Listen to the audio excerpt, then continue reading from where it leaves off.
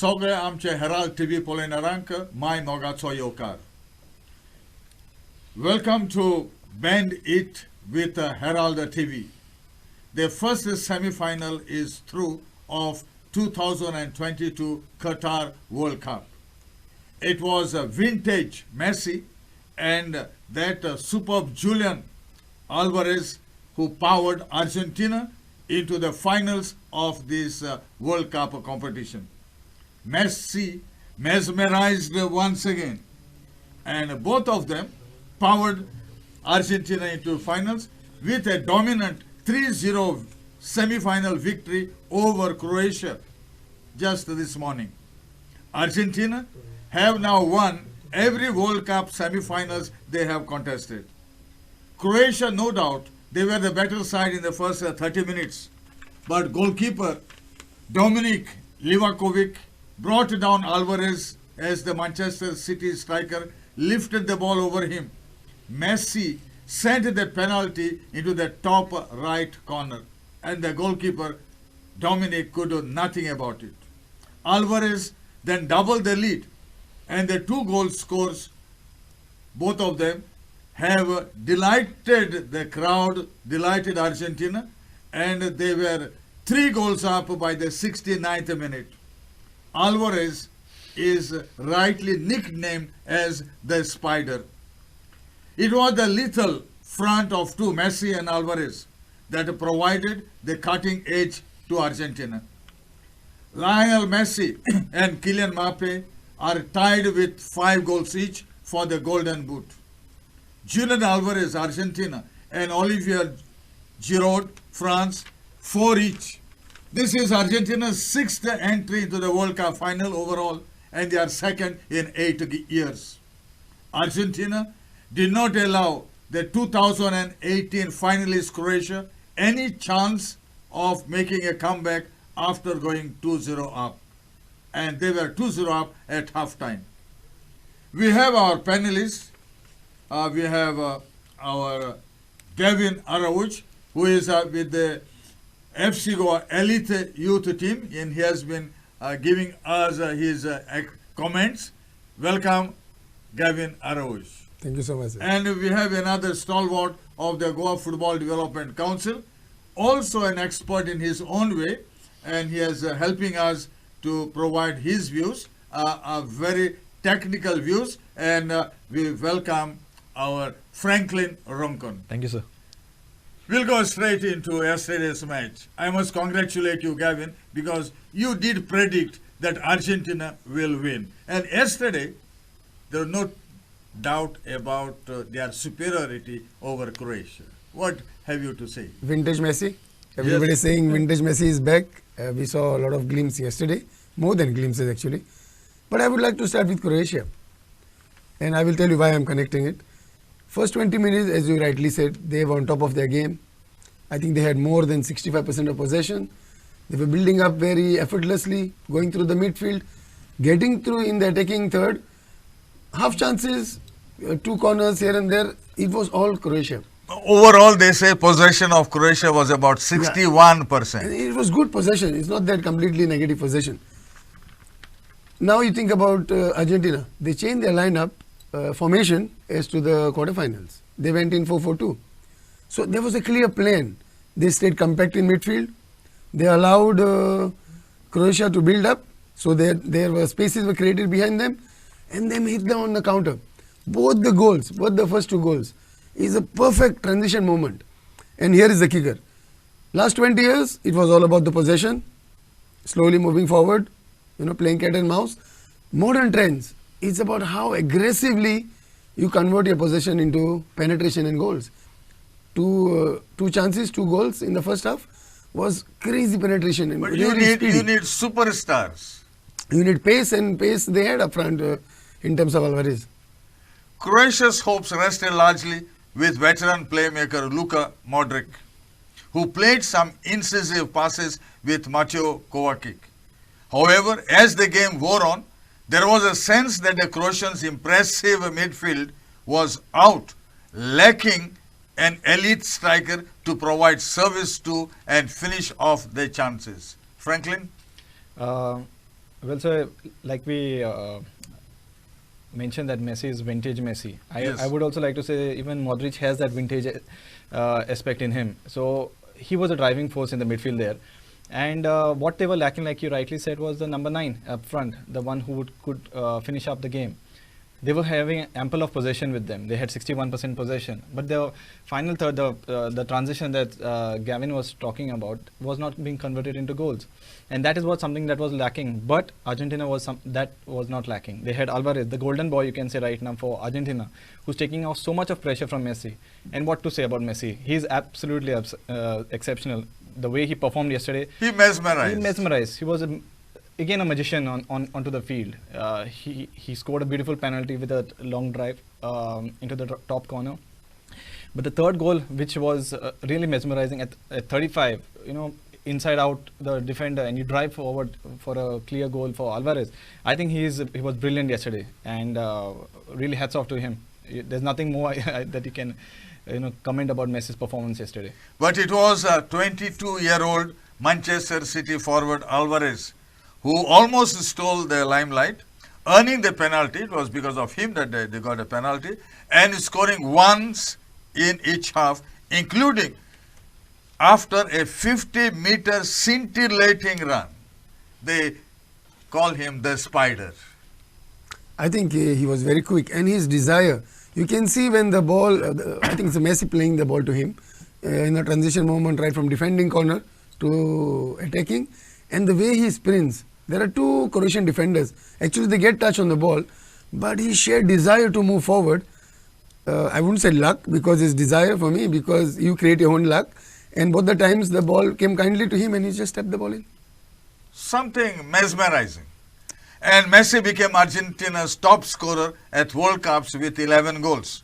Argentina will now look forward, and especially Messi, for a third crown. They won in 1978 and 1986. And perhaps Messi will be remembered as the greatest football player in history. What do you say, Franklin? Definitely, with what he has achieved so far, he's greatest of all time. Many have different views, opinions, but to have someone like him and playing in this era is exceptional. And talking about what he has achieved, you can take about this particular World Cup. He's already right now the most appearances in World Cup with Lothar Matthäus at 25. Yes. He's also now the highest goal scorer at the World Cup for Argentina, 11. How many matches he has played right now? 6, and he's already 4 man of the match awards. He scored 5 out of 6 matches. What else you want from this particular person? And exceptional. I don't think so. Even we can now compare with him with Ronaldo. Of course, comparisons are bad always. Absolutely. Yeah. So I think 2.5 years back, everybody thought Messi would not win a trophy. Even I thought. So for me, I am a Ronaldo supporter. So I was happy that he is not winning anything. But then he won the Copa America, and I think he's going to win the World Cup. I think probably Lionel Messi will be remembered as the greatest football player in football.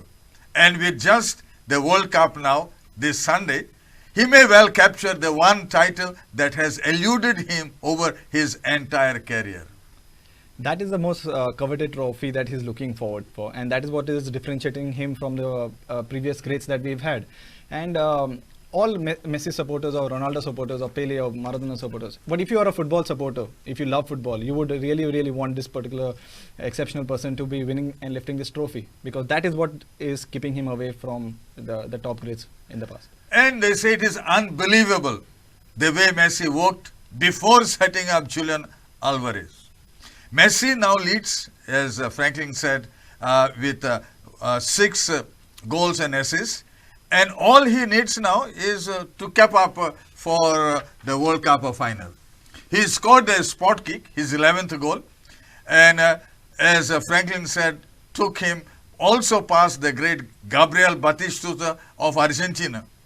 And the whole game changed after that moment.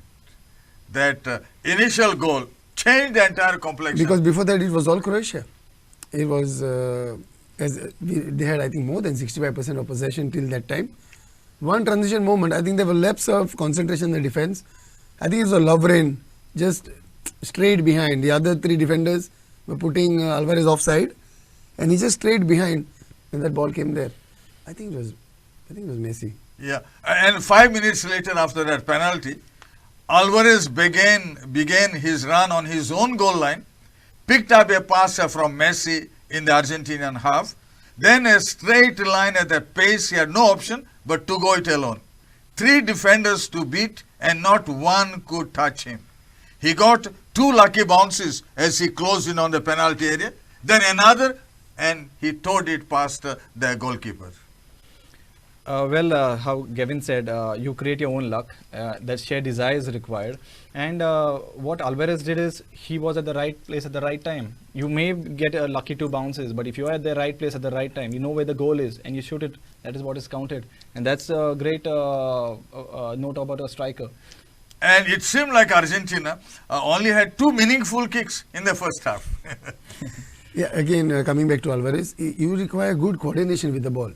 So when the ball bounces, I mean, it was repeated shown in the slow motion, how the ball bounces off him, again the defender for the first time, then another touch by the defender.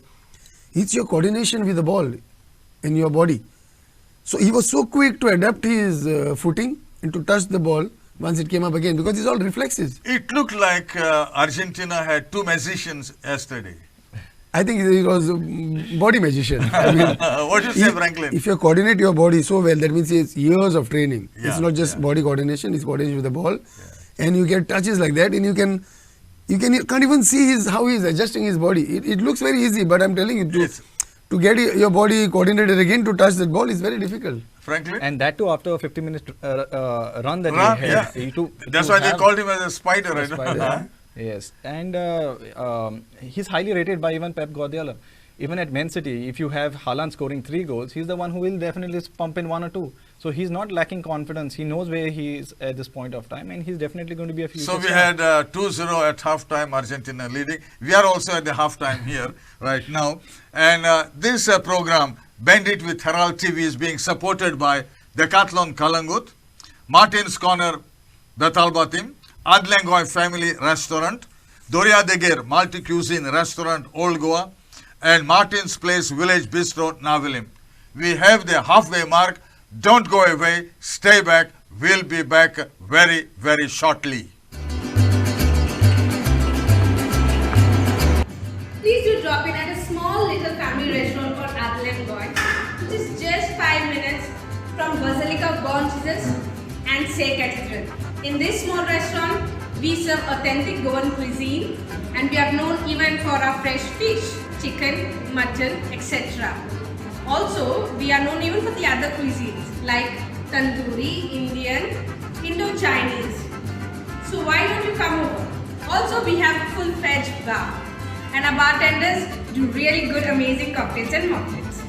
And also, most important point, we are having a live premiere of the FIFA World Cup. So do drop in with your family and friends, and for reservations, dial the number on the screen. Today we are at Martin's Place, and the ambience, sarke chod bare. Like, look at this, so spacious and so nice. You feel like dancing. So let's cheers for it. The food here is next level. Like, it's so good, and so the prawns, guys, they were so kurkurit. Like, it is approved by Mr. Kurkurit. So look at me, eat them. And Goan sausage stuffed sweets. Kitne lagtale re ho. Sam ke kadis boom bang zata. And tenge signature dish mila mare stuffed crabs. Kitne lagta bara pure crab meat, white wine, and cream and cheese gun. Jauna hail mera ami prawns pulao and chicken kafrial. Kafrial ki lagta har ke chod bare to pulao. Welcome back. You are watching Bend It with Herald TV, and we are talking about that match which Argentina won 3-0 against Croatia. We talked about the 2 goals so far, and we had the 3rd goal in the second half. It was in the 73rd minute. Messi, magic, set up Alvarez again. He picked up the ball. Messi picks up the ball on the left under challenge from Josko Guardiola and pulled off another trademark run. With startling speed and control, he danced towards the box. Guardiola had no chance. Messi turned, jigged along the goal line and passed it off to Alvarez to finish. Another special moment from probably the best player to ever play football. Expert, Gavin, what do you say? I think that run of Messi's doesn't need any explanation from me, because people have seen it so many times and it's repeatedly shown, and it was like, that's why we called it vintage Messi is back. The way he kept the ball along the line, first to get past one or two defenders, then he faces the defender again, he turns around, little drop of shoulder, pushes the ball in front, and he just At 35. put at it across 35. with his right foot, and I think Alvarez is just have to tap the ball in. The way that he walked his So way. I think some old people in Goa might still remember Dominic Soares Yes. doing that on the line. I'm lucky. For Vasco he was especially. my coach for 2 years, Yes. and I think he was doing that on the line with his left foot the same way. I think the ball was so close to the line, I thought the ball went out, but so much control over the ball, and then to make the assist and the simple tap in. It was great in those days to see Dominic Suarez. Yeah, one of the ABCD. Yeah. Now, Croatia did not make it easy for Messi's men. Modric did what he does best, commanding the midfield and leading by example. They worked hard and created occasional chances, but lacked the ability to capitalize on those rare opportunities when they fell to them. They needed somebody like these two stars that Argentina had. Franklin? Again, so I would like to highlight about the number 9, which was completely lacking for them. If you go back in 2018, they had that number 9. They had Mandzukic over there, who was scoring goals for them. And in that particular match, wherein Argentina and Croatia met in 2018, Croatia was the better side and they won 3-0. Yes. And so now exactly it was 3-0 the other side. Argentina has returned the favor back, you can say. But Croatia had that number 9 at the front, which were scoring goals. This is something that they were lacking in this particular match. But the midfield was controlling the entire game with that tremendous possession. But like Gavin was saying, it's modern trends now. Possession means nothing if the goals are not there. And that is what Argentina were doing. They were scoring the goals, which were the most important of all. I think we have to credit the coach as well, because Yes. he is changing his formation almost every match. And I think they have studied Croatia.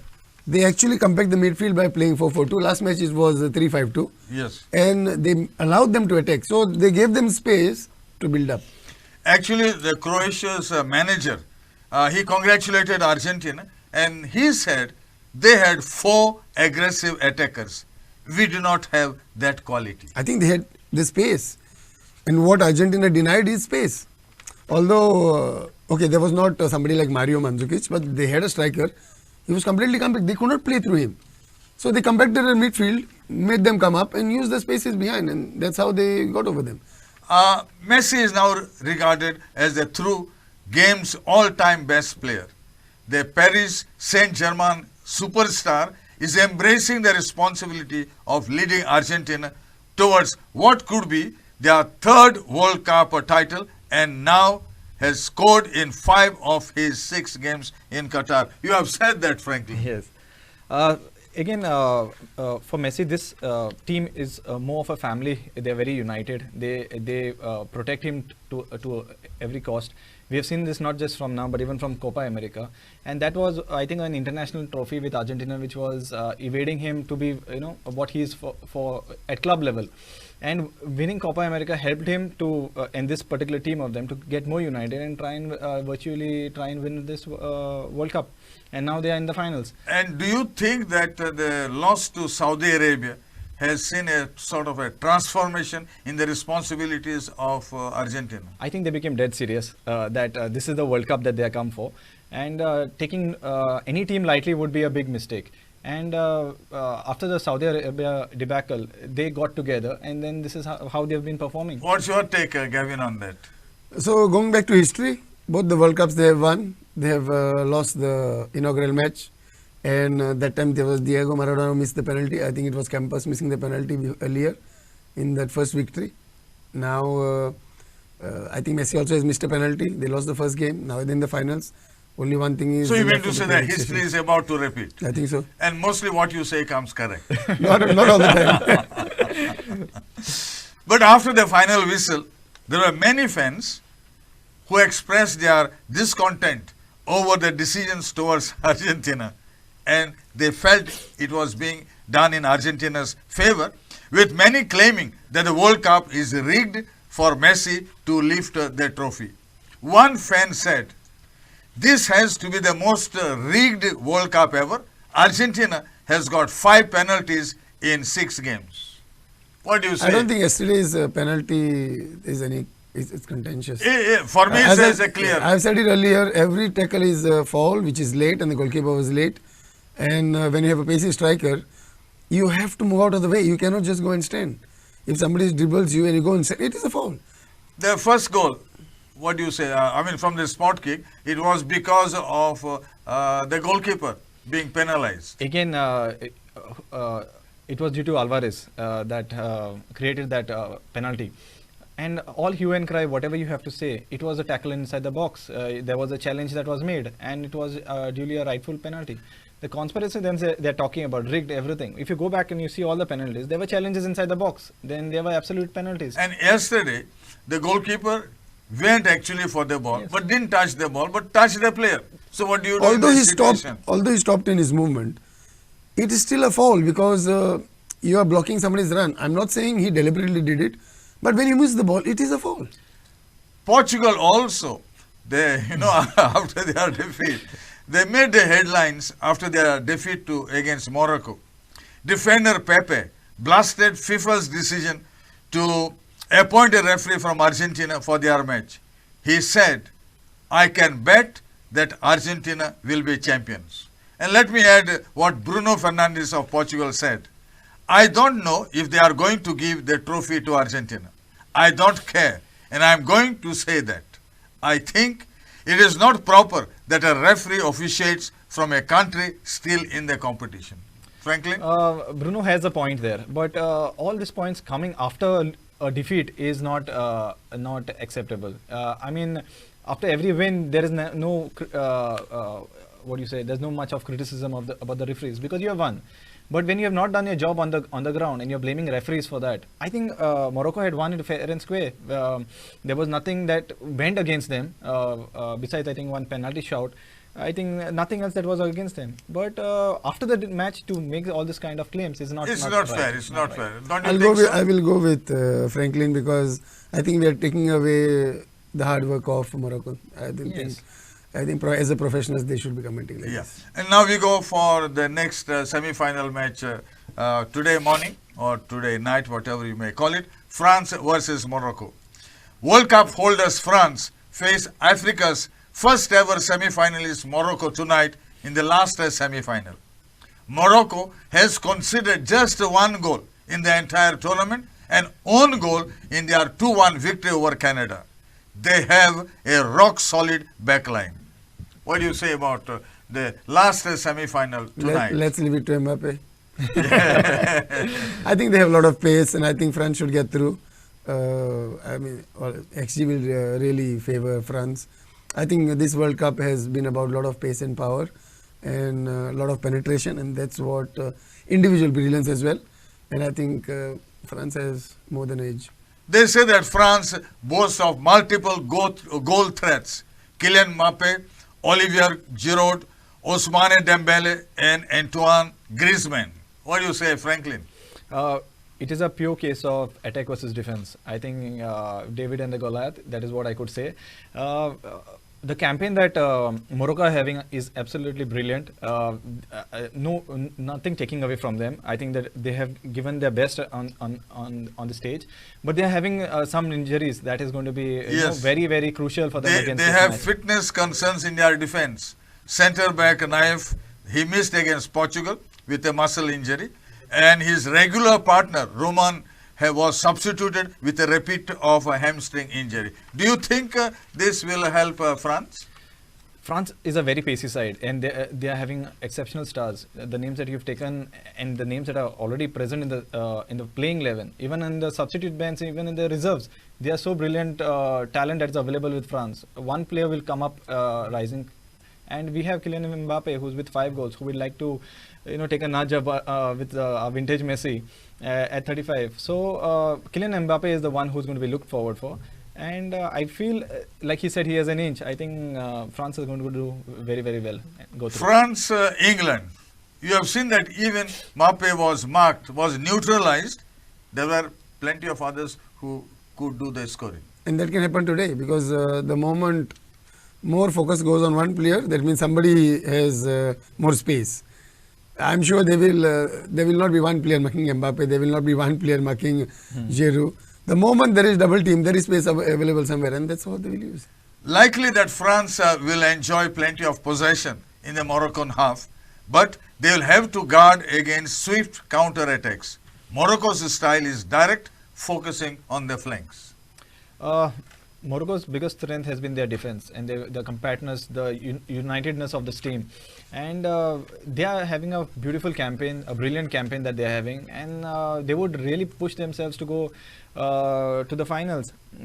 France, however, the team is going to be a better team, and they are away from all kinds of distraction, all kind of media attention, that negativity around them. And I think France will go through to the finals, and hopefully we'll have a very, very good game between Argentina and France. Most fans feel that Argentina versus France will be the finale.